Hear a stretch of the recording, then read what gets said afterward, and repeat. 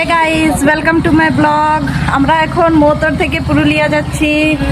দেখো আমার দিদি, আমার বুনপো, আমার মা, এই যে আমার বউ গাড়ি ঘুরাইছে।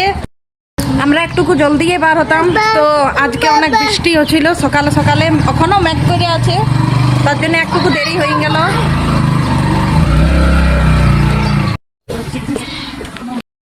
এই যে বাইকে বসে গেছি, আমাকে টাটা করবার জন্য আছে, সবাই এখানে দাঁড়াই আছে। ও মাগুতে বসে আছে,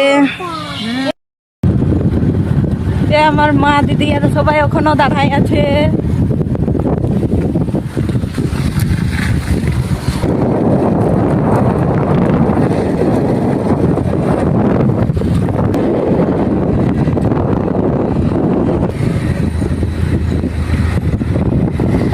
এটা রূপনী স্টেশন বটে। দেখো ট্রেন, এটা রূপনীর ফ্যাক্টরি।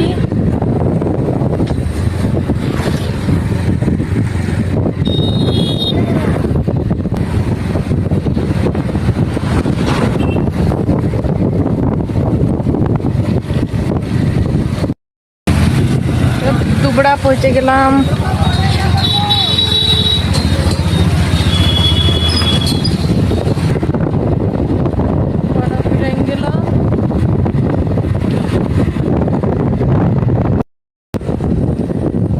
ঝাপড়া মোড়, তারপরে ঝাপড়া পারবো।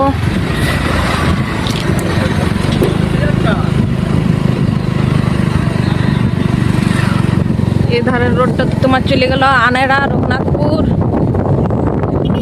আর এদিকে পুরুলিয়া রোড।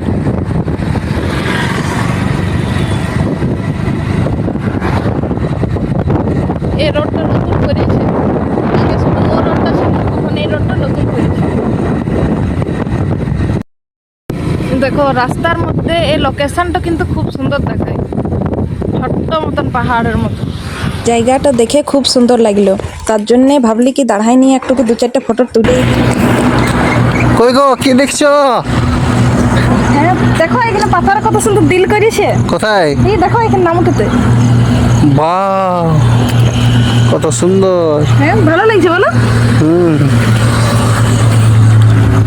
এখানে দেখো রোড সাইডের মধ্যে এই লোকেশনটা কিন্তু খুব সুন্দর আছে।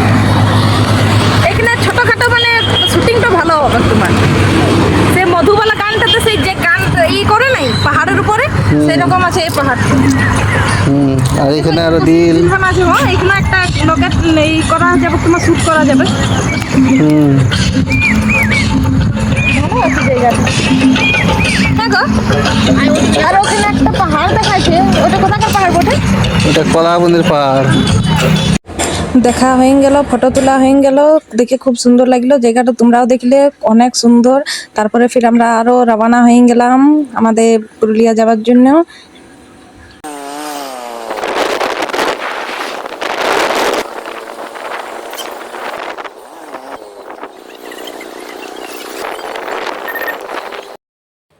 দেখো আমরা পৌঁছে গেলাম, আমাদের ওম ঘুমাই গেছে। ঠিক আছে, কেমন লাগলো কমেন্টে জানাবে, আর এইভাবেই আমাকে সাপোর্ট করবে।